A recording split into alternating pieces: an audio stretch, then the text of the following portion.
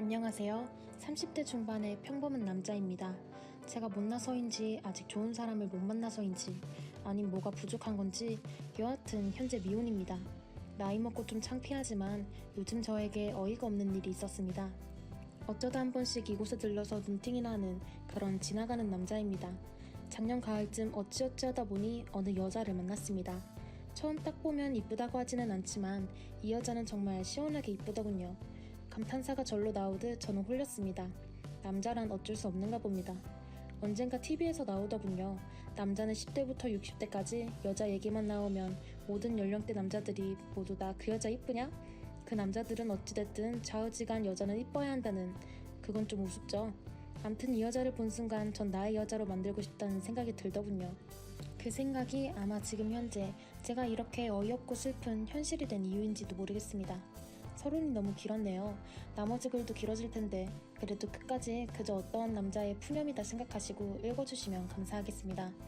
암튼 전 이 여자를 내 여자로 만들기 위해 수단과 방법을 가리지 않고 동원해서 2달여 만에 제 여자로 만들었습니다. 참 어려웠지요. 6개월간을 만나면서 전 정말 행복했습니다. 뭐라고 표현을 해야 할까요? 세상을 다 가진 듯한 마음이었으니까요. 전 과거 만나던 그 어떤 여자들에게 하던 것보다 정말 잘하고 싶었고, 그래서 잘해주었고 그녀도 저에게 잘해주었습니다. 저에게 마지막일 수밖에 없는 여자라고 생각할 정도였으니까요. 전 얘기하면 알만한 어느 한 기업에 다니고 있습니다. 그 여자는 옷가게에서 판매원으로 일하고 있었고요. 전 솔직히 나의 여자가 나의 수준에 맞는 직업에 해당하는 여자를 만나야 한다, 혹은 집안이 우리 집과 비슷해야 한다, 그런 사상을 가지고 있는 사람은 아닙니다. 그저 제가 사랑할 수 있고 죽을 때까지 내 여자다 할 수 있는 그런 상대라면 어떤 조건의 여자라도 좋다는 그런 주의입니다. 저는 부모님과 떨어져서 혼자 아파트에서 자취를 하고 있습니다. 저희 부모님은 타지에 계시고 남동생과 둘이 살고 있습니다. 우리는 연애하는 동안 저희 집에서 같이 살다시피 했습니다. 정말 행복했죠. 평생 느껴보지 못했던 행복한 생활을 느끼면서 좋았습니다. 이렇다 표현을 다하기 힘들 정도였으니까요. 같이 있다가 일어나면 전 출근 준비를 했고, 자고 있는 애인에게 볼키스하며 다녀올게, 오늘 하루 고생해 하며 저는 출근을 합니다. 애인은 오전 11시쯤 옷가게로 출근을 합니다. 전 평소 5시, 7시에서 8시 무렵 오면 퇴근을 하죠. 제 애인은 오전 11시쯤 한 가게에서 5시, 6시쯤 퇴근을 해서 다른 가게에 8시에 출근을 해 12시쯤 퇴근을 합니다. 흔히 말하는 투잡을 하였죠. 오전에 출근하는 가게는 제가 어딘지 알고 있습니다. 두 번째 출근하는 가게는 제가 모릅니다. 이 두 가게가 사장이 같습니다. 제 애인이 어릴 때부터 알았던 언니가 사장이거든요. 근데 오전에 출근하는 가게는 직원들만 돌리는 가게라서 굳이 그 사장님이 거의 없지만, 오후에 출근하는 가게에는 언니가 진짜 운영도 하고 같이 있으니 제가 잠시라도 찾아오면 눈치가 보여서 그냥 가르쳐주기 싫다고 그러더군요. 그 언니라는 사람을 봐서 알기도 했었고, 그렇게 제 애인이 저에게 거짓말을 하는 그런 건 아니었기에 그럴 수도 있겠구나 하고 그냥 그 가게에 대해 궁금했지만 더 이상 알려고 하지 않았습니다. 아무튼 제가 보통 퇴근을 하고 운동을 하고 집에 와서 TV도 보고 뭐 하고 하다 보면 12시 정도 무렵에 제 애인이 그 두 번째 가게에서 퇴근을 하고 저희 집으로 옵니다. 평일엔 그냥 저희 집으로 왔지요. 주말이면 주말이랍시고 놀러다니고 회사에서 스트레스 받고 일하다가 운동으로도 풀리지 않은 그 스트레스가 저 애인 때문에 싹 사라질 정도였으니까요. 근데 언제부턴가 이상한 생각이 들더군요. 지금 생각해보면 하지 말아야 할 생각이었는지 아니면 조금이라도 빨리 생각해야 했던 건지 모르겠습니다만, 그 두 번째 가게가 정말 궁금해지는 겁니다. 어쩌다 한번 제 애인에게 물어보면 조금 신경질적으로 알려고 하지 말라고 했었기에 더욱 궁금해지더라고요. 저는 하지 말아야 할 일을 하였습니다. 어느 날 회사에서 일찍 퇴근을 하고 애인의 첫 번째 가게 앞으로 갔습니다. 정해진 시간에 애인이 퇴근을 하더군요. 전 길 건너 차 안에 앉아서 지켜보다가 애인의 퇴근길 뒤를 밟았습니다. 제 애인은 자가용이 있습니다. 뒤를 따라가는데 애인이 가는 곳은 본인 집으로 가더군요. 애인 집 앞에서 1시간가량 있으니까 애인이 나오더군요. 옷도 갈아입고 화장도 더 업그레이드 되어 있고, 그때부터 이상한 생각이 들더군요. 그래도 꿋꿋이 따라갔습니다. 알만한 동네로 가는 차를 뒤따라가며 저 혼잣말로 제발 제발 했습니다. 도로가에 주차를 하려고 내리는데 이러다 놓치겠다 싶어서 저도 근처에 얼른 차를 대고 뒤쫓아갔습니다. 애인이 어디로 가는지 조용히 따라가다 들어가는 건물을 보고 저는 세상이 무너지는 듯 했습니다. 그 건물 1층이 커피숍이고 2층이 태국 안마, 3층이 유흥주점입니다. 엘리베이터를 타는 걸 보니 2층, 3층 중에 한 군데를 간다는 얘기밖에 안 되겠죠. 멀리서 지켜보다 보니 정확히 몇 층으로 가는 것까지는 보지 못했습니다. 순간 느낀 감정이지만 그냥 그 정도 확인했으면 됐지 더 보기가 싫어지더군요. 술도 안 먹었는데 어질어질하고 세상이 무너지는 듯해서 전 그냥 집으로 왔고 슈퍼에서 소주를 사들고 집에서 마시기 시작하였고 별의별 생각을 하게 되었습니다. 그동안 가끔 느낀 게 있었지만 이런 건 아니겠지 했는데 소주를 먹다 보니 12시 정도가 되었고 애인에게 전화가 오더군요. 오빠 집이야? 오빠 술 먹었구나. 어디서 먹었어? 밖에서 먹고 집에 온 거야? 그럼 나 우리 집 가서 잘래. 오빠 그냥 일찍 자. 참고로 제 애인은 제가 술을 먹었다고 하면 절대 저희 집에 오지 않았습니다. 왜냐하면 자기는 멀쩡한데 제가 술 먹었으면 그게 왠지 싫다 했거든요. 밤새 내내 혼자 수만 가지 생각을 했습니다. 분명 제 애인이었는데 아니야, 아닐 거야. 확인을 해봐야 해. 혼자 머리가 정말 복잡했어요. 그 뒤로 며칠 뒤 전 회사에서 도저히 안 되겠다 싶어서 제 친구를 불렀습니다. 혼자 갈 순 없고 누군가 데려가야 했는데 제 애인에 대해 아무것도 모르는 친구를 불렀습니다. 둘이서 간단히 소주 한 잔을 하고 제 친구에게 우리 좋은 데 가서 한잔하자고 한 후 그 문제의 건물 앞으로 갔습니다. 그 앞 도로에 제 애인의 차가 있더군요. 마침 태국 악마 거긴 아니라고 확신하고 먼저 4층으로 갔습니다. 유흥주점에 들어가니 나이 좀 먹은 듯한 여자가 나오더니 두 분이세요? 하는 겁니다. 우리는 룸으로 안내받아 앉게 되었고 제가 그랬습니다. 여기 아가씨 있어요?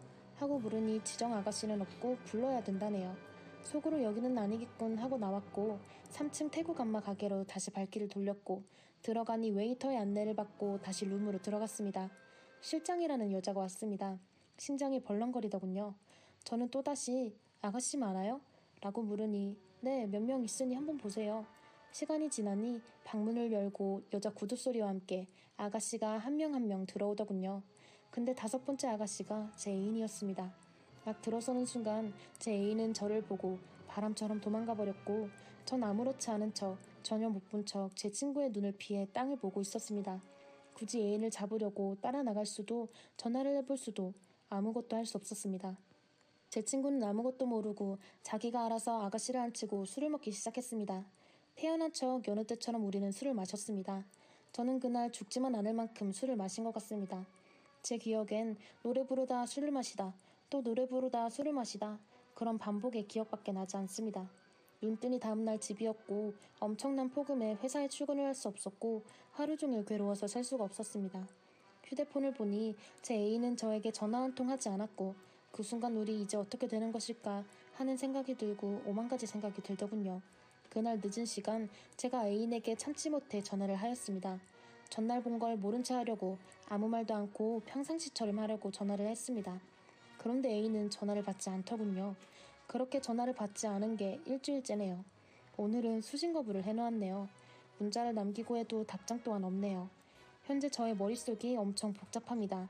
모르는 척도 할 수 없는 상황이 되어버렸고 그렇다고 연락이 돼서 무슨 대화를 하고 있는 것도 아니었고 그냥 넘어갈 수 있는 쉬운 문제도 아니고 정말 뭐가 뭔지 모르겠습니다. 정말 사랑했었고 지금도 사랑하고 간이며 쓸개라도 다 떼주며 잘해줬고 또한 저도 그만한 사랑을 받아왔었고 그런데 지금 이 현실을 어찌해야 할까요? 애인은 현재 저를 완전히 차단하고 피하고 있습니다. 저 또한 대화를 해볼 마음으로 연락은 하루에도 몇백 번을 하고 집 앞으로도 찾아가 봤지만 만나지 못했습니다. 뭘 어찌해야 할까요? 서로 부모님들도 몇 번씩 뵈었고 결혼 직전까지 갔는데 이런 현실이 저희에게 닥치고 말았습니다. 정말 미치고 환장하겠습니다. 이런 상황을 어떻게 해야 할까요? 안녕하세요. 저는 40대 후반 여자입니다. 최근 저희 시어머님과 겪었던 일에 대해서 적어보려 합니다. 그동안 혼자 소가리를 했었는데 다 알고 계셨어요. 저는 결혼한 지 이제 20년 되었습니다. 큰애가 이번에 대학 시험을 봤거든요. 근데 들어가지 못했어요. 그래도 건강하고 모난 구석 없이 잘 자랐습니다. 남편은 52살이고 차남입니다. 시댁에는 아들만 둘이라 아주버님이 한 분이 계시는데요. 해외에서 지내서 자주 왕래는 없어요. 이젠 어느 정도 적응하면서 지냅니다.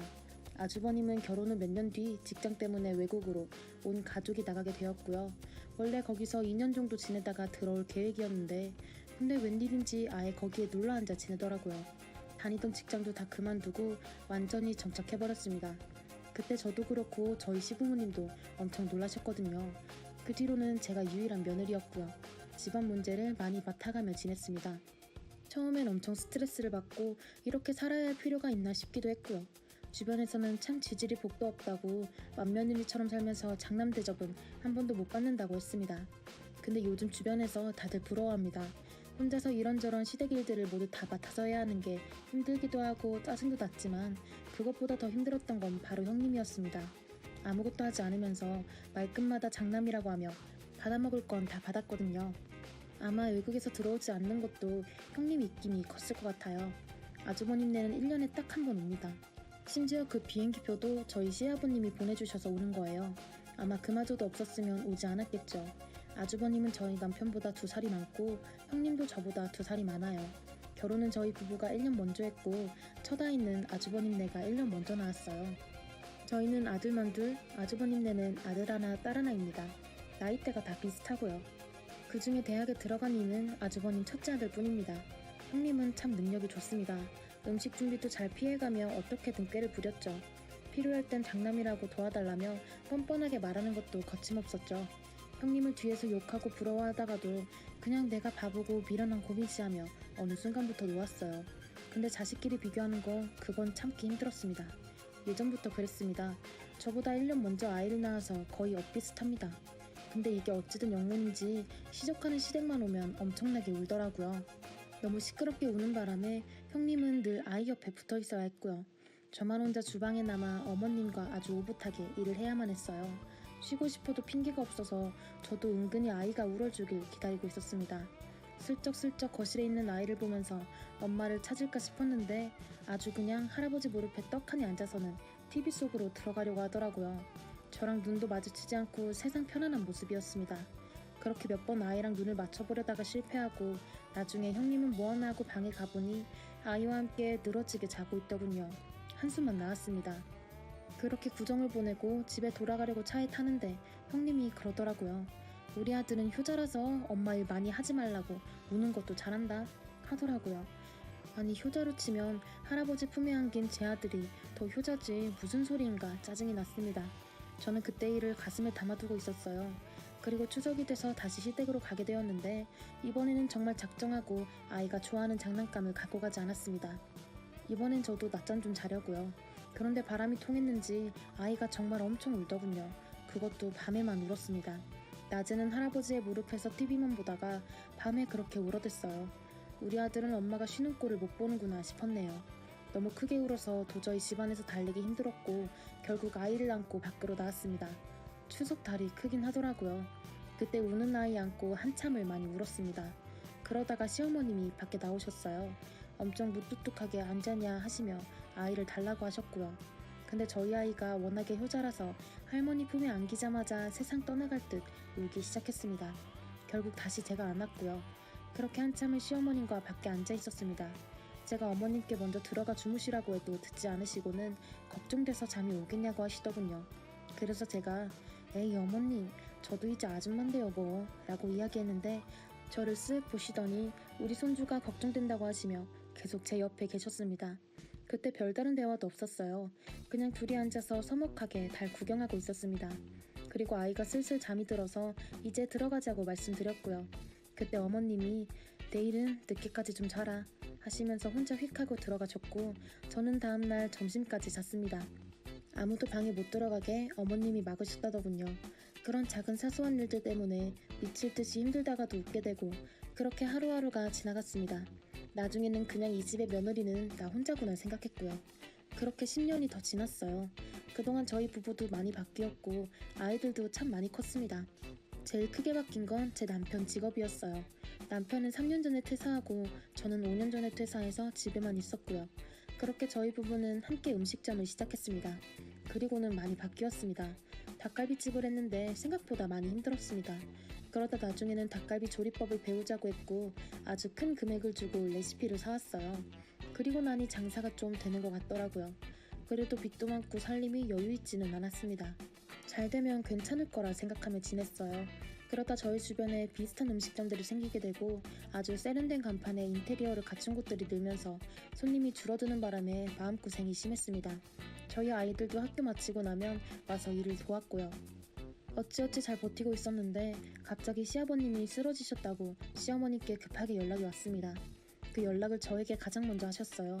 원래 저희 시어머님은 엄청 무뚝뚝하신 분이거든요. 평소에 말도 거의 없으시고 표현을 잘 안 하십니다. 오히려 시아버님이 더 여성스러우세요. 좋으면 좋다, 이쁘면 이쁘다 이런 이야기를 자주 하십니다. 근데 그런 어머님이 엄청 다급한 목소리로 저에게 아버님이 쓰러졌다고 하시며 지금 병원 가고 있다고 하시는 겁니다. 그래서 저도 하던 일 멈추고 곧바로 병원으로 달려갔습니다. 그때 정말 엄청 놀랐어요. 얼마나 심하게 놀랐냐면 제가 그날 병원에 어떻게 간 건지 기억이 없습니다. 버스를 탔는지 택시를 탄 건지 생각이 안 나더라고요. 그렇게 병원에 도착해서 아버님은 이런저런 검사를 받으셨고 혈압이 평소 좀 높으셨는데 최근에 약을 잘 안 드셨다고 하셨어요. 뭔가 큰 병인가 싶어서 엄청 걱정했습니다. 어머님은 제 손만 꼭 잡고 계셨습니다. 단 한 번도 놓지 않으시더라고요. 1시간 정도 지나서 일 때문에 나가 있던 남편이 헐레벌떡 왔고요. 근데 정말 다행히도 위쪽에 작은 문제가 생겨서 많이 어지러웠다고 하더라고요. 그렇게 치료도 받고 약도 받아서 다시 시댁으로 돌아왔습니다. 저는 시댁에 남기로 하고 남편은 가게로 돌아갔어요. 아버님도 아버님이지만 어머님이 이번에 엄청 놀라신 것 같았습니다. 계속 아버님 옆에만 계시더라고요. 아버님은 그런 어머님이 신경 쓰이셨는지 가끔씩 한번 쓰러져야겠다고 이래야 남편 대접을 받는다면서 농담도 하셨는데 어머님은 아무 말씀 안 하셨어요. 나중에는 좀 진정이 되셨는지 어머님도 이야기하셨네요. 혈압 약통을 목에 걸고 다니게 해야겠다고 빨리 죽고 싶어서 안달이 났냐고 하시면서 다시 예전처럼 투닥투닥 하는 모습에 저도 좀 안심이 되어서 저녁 식사만 하고 다시 가게로 갔습니다. 근데 문제는 며칠 뒤에 형님이 귀국을 했더라고요. 아버님이 쓰러졌다는 소식을 듣고는 걱정됐는지 원래는 비행기 표를 본인 돈으로 사는 걸 아까워하는 사람인데 갑자기 온다고 해서 저도 놀랬습니다. 귀국하자마자 시댁으로 가더니 함께 지내겠다고 하더라고요. 친정에는 가보지도 않고 바로 왔다고 아버님이 너무 걱정돼서 찾아왔다고 했습니다. 시아버님은 그 이야기를 듣고 엄청 좋아하셨고요. 저는 솔직히 그때도 탐탁지 않았습니다. 갑자기 와서 맏며느리인 척하는 게 너무 얌체 같아 보였거든요. 형님은 그렇게 시댁에서 며칠을 지내더라고요. 저도 오며 가며 뭘 어떻게 해야 하나 봤습니다. 저도 은근 신경이 쓰였고요. 근데 형님이 찾아오니 아버님이 슬슬 또 장남 이야기를 꺼내더라고요. 항상 말머리 아버님은 장남이라는 으로 시작합니다. 무슨 벼슬도 아니고 10년 넘게 들었어도 적응이 안 되더라고요. 시조카가 좋은 대학에 들어가게 되었다면서 집안의 자랑이라며 앞에 조미료처럼 한마디 딱 붙이더니 바로 본색을 드러내더라고요. 외국은 대학 학비가 아주 비싸다고 그래서 요즘 그 장남분께서 많이 힘드신다고 합니다. 결국 돈 때문에 비행기표에 투자해서 온 거더라고요. 아마 비행기도 마일리지 그동안 모은 걸로 타는 공짜라던데 충분히 그러고도 남을 위인입니다. 그러니 가족들 다 놔두고 혼자 왔겠죠. 시아버님 앞에서 아이들 사진 앨범을 가져다 펼쳐놓고 이번에 합격한 대학은 어디에 있는 거고 누가 나왔고 한참을 설명하는데 그 모습이 좀 웃겨 보였습니다. 카탈로그 펼쳐놓고 물건 파는 사람 같았네요. 그래도 시아버님은 참 대견하고 기특하다면서 좋아하셨고요. 저희 아들 성적을 보면 이번에도 대학은 물 건너가서 어릴 때도 그랬고 지금도 참 도움이 안 되더라고요. 그래도 자식 문제라 저도 별말을 하지 않았습니다. 타국에서 열심히 노력한 시조카가 대견하기도 했고요. 그리고 이른 저녁에 다시 가게로 나와서 남편과 함께 일하고 있는데 어머님이 전화를 하셨더라고요. 저보고 내일 오전에 집으로 오라고 하셨습니다. 혹시 또 건강에 이상이 생긴 건가 싶어서 어디 불편한 곳이 있냐고 재차 물었지만 그냥 또 오라고만 하시고는 다른 말씀은 없으셨습니다. 다음날 아침 남편과 함께 서둘러 시댁으로 갔고요. 도착해서 보니 어머님과 아버님이 거실에 계셨고 형님은 방에서 자고 있더군요. 시차 적응이 힘들다고 세상 모르고 자고 있길래 깨우지 않았습니다. 거실에 앉아서 아버지는 건강 이야기를 하고 있는데 갑자기 시어머님이 방에 가셔서 뭘 갖고 나오셨어요. 낡은 주머니를 들고 오시더니 제 앞에다가 툭 하고 놓으시는 겁니다. 그러면서 딱 한마디 하셨어요. 이번에 너희가 쓴 병원비 여기다가 넣었다 라고 하시며 다시 일어나시더니 그냥 주방으로 가셨어요. 그래서 제가 병원비 얼마 안 나왔다고 괜찮다고 말씀드렸는데 어머님은 니들이 돈이 어딨냐고 받으라고 하셨어요. 어머님과 제가 돈 이야기로 실랑이를 벌이고 있는데 엄청 초롱초롱한 눈빛으로 형님이 나왔습니다. 나오자마자 그냥 곧바로 주머니부터 물어보더군요. 저도 안 받는다고 했고 어머님도 알아서 쓰라고 해서 주머니만 덩그러니 거실 테이블 위에 놓여 있었습니다. 그걸 형님이 나오자마자 집어들었고요. 주머니 속에는 통장이 들어있었어요. 형님은 통장을 보면서 무슨 병원비를 통장으로 주시냐고 그냥 계좌 입금하시면 된다고 웃더군요. 그러면서 통장을 꺼내 열어보는데 그때 형님 눈알이 튀어나오는 줄 알았습니다. 입이 쩍 벌어진다는 말이 이때 필요한 건가 싶었네요. 엄청 놀라더라고요. 형님이 제일 처음에 한 소리가 어머님 이거 숫자를 잘못 보신 거 아니에요? 확인하신 거 맞아요? 하는 겁니다. 그래서 저도 그 통장을 받아봤어요. 저도 보자마자 엄청 놀랬네요. 병원비에 몇 배가 되는 액수가 적혀 있었거든요. 자그마치 1억이었습니다. 저도 얼떨떨해서 이게 무슨 상황인가 했고요. 어머님은 아무렇지도 않게 병원비 쓰고 남은 건 가게에 다 쓰라고 하셨고요. 그때 형님 눈알이 튀어나오다 못해 돌아가려고 하더군요. 저보고 가게를 새로 차리냐고 하면서 무슨 돈을 이렇게 많이 주냐고 그러면서 또 입버릇처럼 아니 어머님 지금 장남은 탈북당해서 고생하는데 장남은 왜 챙겨주지 않으세요? 그냥 그 자리에서 대놓고 얘기하더라고요. 확실히 외국물을 많이 먹어서 그런지 본론부터 바로 이야기하는 것 같았습니다. 그러자 어머님이 소리를 확 지르셨어요. 장남은 무슨 장남 계속 핑계를 대. 데려오려면 장남을 데려오던가 하셨습니다. 그러자 형님은 지금 일이 바빠서 그런 건데 왜 이해를 못 해주시냐 라고 바로 따지더군요. 옆에서 저는 형님이 참 대단해 보였습니다. 아마 평생 살면서 소가리 같은 건 안 하고 살았을 것 같았네요. 그러자 시어머님이 갑자기 저를 가리키면서 이해는 무슨 이해를 하니? 작은 며느리 앞에서 지금 이해라는 소리가 나오냐? 라고 하셨습니다. 그러자 형님이 저를 쳐다보더라고요. 저보고 대뜸 자기 뒤에서 무슨 이야기를 했냐고 하자 시어머님이 또 저를 가리키며 작은 애가 뒤에서 욕을 한다고? 내가 70평생 살다 이렇게 답답한 곰탱이는 처음 보는데 누가 누굴 욕을 하냐? 오죽했으면 내가 내 손으로 통장을 쥐어주겠냐? 라고 하셨습니다. 어머님은 제가 지난 시간 동안 참아온 일들을 하나하나 제 앞에서 다 이야기하셨어요. 혼자 맏며느리 역할을 한다고 시부모 챙기러 왔다 갔다 한 일들 모두 다요.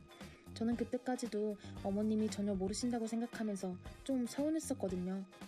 그냥 내가 답답이라 내 팔자 내가 꼬며 산다고 생각했는데 모두 다 알고 계셨던 거예요. 그러다가 갑자기 눈물이 막 나더라고요. 제가 그동안 어머님께 감동받았던 작은 일들이 모두 다 진심으로 하신 행동이라는 걸 알게 되자 너무 북박쳤습니다. 그렇게 눈시울이 빨개지기 시작하자 어머님은 또 저를 가리키며 저 곰탱이 봐라. 돈 준다고 해도 받아먹지도 못하고 울고 앉아있다 하시더라고요. 아니 근데 곰탱이라는 말이 왜 그렇게 감동적인지 저는 그 말이 끝나자마자 주저앉아 목 놓아 울었습니다. 시어머님은 그래 이번에 실컷 울어라 하셨고요. 형님은 우는 저에게 다가와서는 아니 동서 왜 울어? 돈이 부족해서 우는 거야? 얼마나 큰 가게를 차리게 하더라고요. 저는 대꾸도 하지 않고 그냥 울었습니다. 그렇게 그날 저희 부부는 통장을 받아왔고 형님은 빈손으로 출국했습니다. 저희 가게는 어머니께 받은 돈으로 그 골목에서 가장 멋지게 꾸미려고 해요. 그날 이후로 어머님과 더욱더 편해져서 예전에는 겁나서 하지 못한 말들도 이젠 쉽게 합니다. 최근에는 어머님이 저에게 옷을 왜 그렇게 얇은 것만 입냐고 옷 사 입을 돈이 없냐고 하셔서 제가 그 자리에서 당당하게 네 어머니 저 돈 없어요 라고 말했고 다음날 어머님께 돈봉투를 받아봤습니다. 저에게 돈봉투를 주시면서 이젠 돈 없다는 소리도 시아미한테 쉽게 하네 라고 하셔서 바로 제가 앞으로 자주 많이 주세요 라고 말했습니다. 다음 명절이 되면 아주버님네 식구들이 다 올 텐데 저희 아들은 대학을 못 가서 그게 좀 걱정이네요. 또 얼마나 자랑을 늘어놓고 그럴지 안 봐도 뻔하거든요. 그냥 저희 아들은 닭갈비집을 시키려고요. 아주 잘 먹습니다. 좋아하는 것이 재능이라는데 닭갈비 열심히 먹여서 나중에 가게나 물려주려고 마음 비웠습니다. 그래서 나중에 아버님이 시조카 학비 해주셔도 아무렇지 않아요. 어차피 못 갈 데야 그 돈으로 닭갈비집을 리모델링했다고 생각하니 편하더라고요. 평생 답답이로 살면서 한심하다는 말도 들어봤지만 어머님은 다 알고 계셨습니다. 그래서 후회만 남을 뿐 지난 시간이 이젠 더 보람되고 소중하네요. 안녕하세요. 평소 보기만 하다가 기가 막히는 일이 생겨 글을 써봅니다. 저는 29살이고 1년 2개월 교제한 동갑 남자친구와 5월에 결혼 계획을 잡고 있었습니다. 예비 시부모님과는 상견례만 끝난 사이고 아직 서로 불편한 사이예요. 상견례 마치고 남자친구 통해서 계속 주말마다 집으로 놀러오라고 하시는데 솔직히 예비 시댁에 별다른 일도 없이 놀러가는 것보다 아직은 남자친구랑 밖에서 노는 게 더 좋아서 집으로 오라는 얘기를 많이 하셨는데 안 갔습니다. 그런데 남자친구 어머니께서 남자친구한테 토요일에 형님네 식구들이 예비 시댁에 오신다고 꼭 저희한테 인사하러 오라고 하시더라고요. 형님 내외와 긴 대화를 한 적이 없어서 이번에 조금 친해져야 싶기도 하고 간곡하게 이야기를 하시는 것 같아서 거절하지 않고 가게 되었습니다. 저도 처음으로 예비 시댁 방문하는 거라 좀 떨리더라고요. 상견례 이후 처음 뵙는 거라 빈손으로 갈 수 없어서 한우 선물 세트 30만원짜리 준비하고 옷차림이나 외모도 신경 써서 가게 되었습니다. 점심시간이 약속 시간이었기에 솔직한 마음으로는 당연히 점심이 차려져 있을 줄 알았습니다. 근데 보통 그러지 않나요? 우리 집에 남자친구가 올 때마다 엄마가 저희는 아버지가 돌아가셔서 홀어머니세요. 갈비찜, 잡채, 꽃게탕 등등 잔치 음식으로 한상 가득 차려주세요. 사위는 장모 사랑이라고 사위 위하는 마음 가득 담아 준비하시고 남자친구를 조심스럽게 대하시거든요. 그래서 남자친구도 우리 집에 왔다 가면 늘 사랑받는 기분이라고 이야기하곤 했어요. 제가 도착한 게 12시 반이었는데요. 생각하니까 또 눈물이 왈칵 나네요.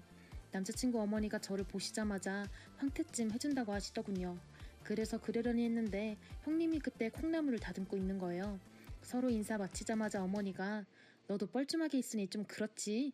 와서 같이 콩나물 다듬고 황태 좀 잘라라. 크게 먹고 싶으면 크게 자르고 작게 먹고 싶으면 작게 자르고 알아서 해. 이러시는 거예요. 조금 황당해서 남자친구를 봤더니 뭐가 문지나는 식의 평온한 미소의 얼굴로 저를 주방에 두고 자기 형한테 가더라고요. 눈치 없는 남자친구의 행동이 더 저를 황당하게 했지만 저 역시 분위기를 깰 수 없어서 손을 씻고 콩나물 손질을 했습니다. 황태찜에 들어갈 황태는 얼마만한 크기로 잘라야 하는지 여쭤보니 형님도 모른다고 하더라고요. 어머니는 마침 참기름이 떨어졌다고 참기름 사러 나가셨고 형님하고 둘이 그걸 어떻게 잘라야 하나 정해야 하는 순간이었죠. 어머님이 한 입 크기라고 했으니 이 정도 하면 되겠죠? 하면서 형님이 표본을 주길래 열심히 그대로 잘랐습니다. 근데 나중에 어머니 오시더니 저희가 한 가로 3cm, 세로 4cm로 잘랐는데 이렇게 해놓으면 그릇에 넣으면 너무 작아서 먹을 것도 없다면서 이야기를 하시더라고요. 약간 화가 난 말투로 말이죠. 그럴 거면 나가시기 전에 마음대로 자르지 말라고 이 정도로 자르라고 정확하게 말씀해 주시지 싶었습니다. 그렇게 지나가나 했으나 남자친구 형이 밥 먹으면서 황태가 뭐 이렇게 작냐고 하니까 형님은 땡땡씨가 이렇게 예쁘게 잘랐으니 아무 말도 말고 먹으라고 하는 거예요. 저는 형님이 자르라는 대로 잘랐는데 저한테 뒤집어 씌우는 졸지에 뭣도 모르면서 막 함부로 황태 손질하는 사람이 돼버린 거죠. 그리고 식탁이 작아서 사람이 형님 딸까지 7명인데 남자들 3분 먼저 드리고 여자끼리 나중에 먹었습니다. 형님하고 남자친구가 덩치가 좀 커서 식탁이 좁다는 이유로요. 일단 예비 시어머니 형님 저랑 같이 밥 먹었는데 반찬이 황태찜 하나, 김치 하나, 김 하나 이게 끝이었고 국도 없었습니다. 그 와중에 형님하고 어머니는 대낮에 캔맥주 한 캔씩 하시더라고요. 점심 끝낸 시간이 2시이고 남자친구랑 뮤지컬 예약이 4시로 되어 있었는데 여기가 지방이라 뮤지컬 보려면 50분 정도 차로 이동해야 돼요. 근데 2시에 밥을 다 먹었는데 시어머니도 가만히 계시고 형님도 가만히 계시는 거예요. 남은 맥주를 홀짝거리면서 계속 소다 산매경에 빠지셨는데 저는 모르는 분들을 이야기하기도 그렇고 시간이 흐르니 초조해지더라고요. 그 자리 자체가 불편하기도 했는데 저는 안중에도 없는 분위기가 저를 더 불편하게 만들었던 것 같습니다. 나보고 설거지를 하라는 건가 싶기도 하고 저도 처음 인사 온 건데 뭐 그렇게까지 해야 되나 오기가 생겨서 안 하고 계속 앉아 있었습니다. 30분이 지나도 40분이 지나도 뮤지컬 시간에 맞추려면 출발해야 하는 시간이 15분 남았는데 계속 아무도 뒷정리를 안 하길래 너무 짜증나서 그냥 제가 설거지를 했더니 기다렸다는 듯이 둘이 설거지 잘한다느니 애가 동작이 빠르다면서 날렵하다는 둥 뒤에서 그러고 있네요. 칭찬인데도 듣기 불편한 그런 말들이 들리는데 어찌나 속이 끓던지. 그러고 나서 볼 일이 있다고 남자친구하고 나오는데 어머니가 내일도 형님 있으니 또 점심 먹으러 와. 자주 봐야 정이 들지. 라고 하시더군요. 주말 이틀 내내 데이트하려고 했는데 남자친구 의견을 구하기 위해 얼굴을 봤더니 역시 생도 듣더니 내일도 오자는 식으로 작게 오자 이러는 거예요. 눈치 없는 놈. 일단 뮤지컬을 보긴 했는데 머리에 들어오지도 않더군요. 뮤지컬 보고 술 먹으러 갔다가 뭐 이상한 점 없었냐고. 사람이 처음 집에 왔는데 그때 재료 준비부터 해서 설거지까지 내가 했다고. 형님은 자기가 시키는 대로 했는데 내가 한 걸로 뭐라고 했다고 얘기를 꺼냈죠. 그리고 대판 싸웠고요. 남자친구는 자기 가족 편만 들더라고요.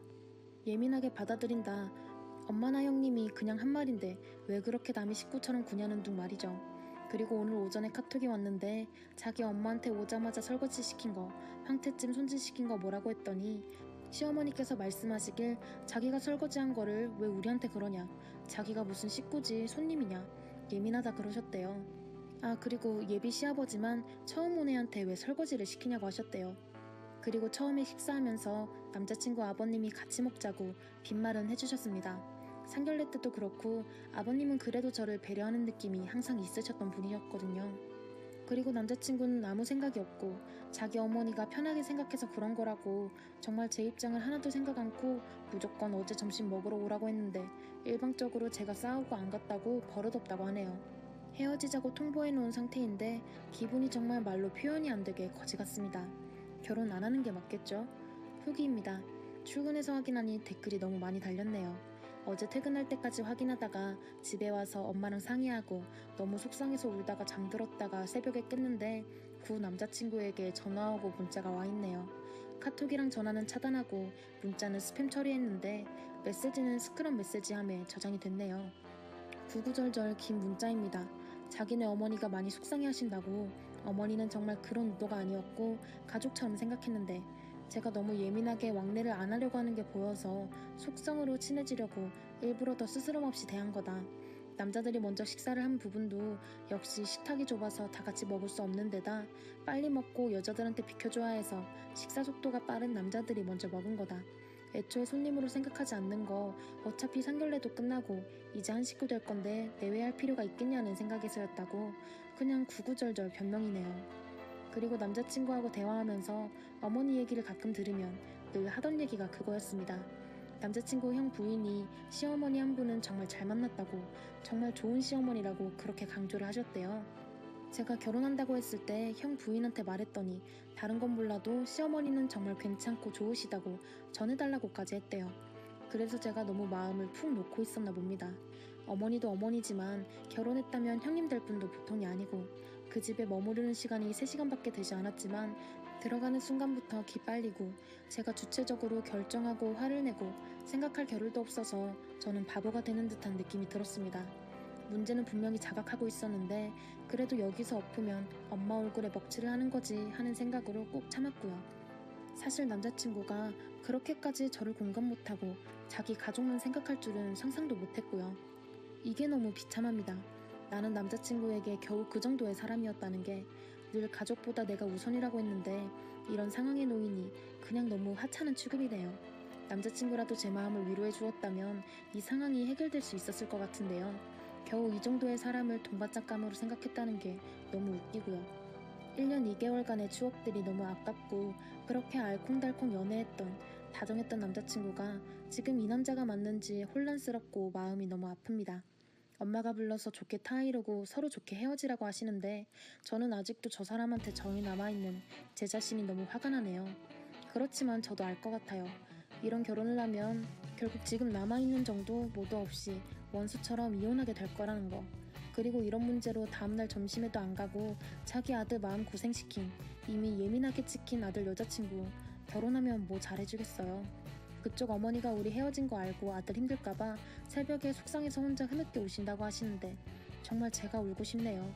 엄마 말씀대로 경력 쌓아서 혼자 사는 게 어떨지 생각해 봐야겠습니다. 이제 마음이 꽉 닫혀버리고 사람도 무섭네요. 저는 세무회계법인에 근무 중인데 세무공무원 자격증 시험을 병행하면서 근무 중인데 제가 공무원이 된다면 대우가 달라졌을까요? 남자친구 급여보다 제가 더 많이 받는 걸로 알고 있습니다. 시부모님의 인맥으로 결혼식 축의금 들어오는 것 빼고는 이것도 시부모님이 가져가실 거라고 미리 못 박아 두셨습니다.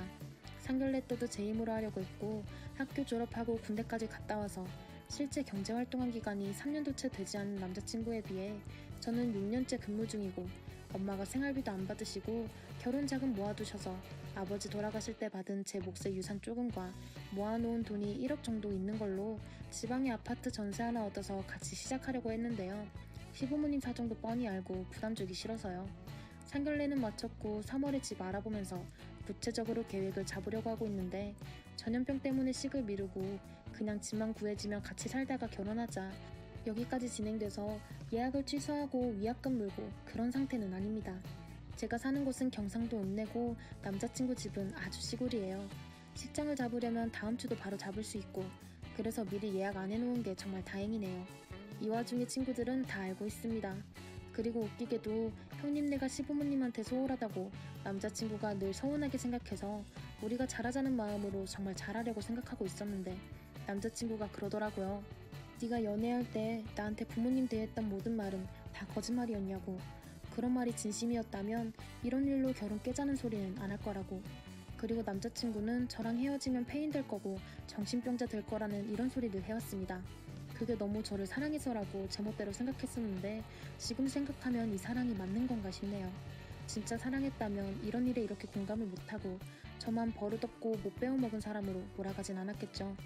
엄마가 상견례까지 한 사이인데 끝을 내도 순서가 있다고 그쪽 어머니랑 만나신다고 하시는데 저는 그냥 이대로 다 끝내고 더는 신경 쓰고 싶지가 않습니다. 엄마 혼자 저 키우시느라 고생하셨는데 이런 걱정까지 드리다니 제가 너무 밉습니다.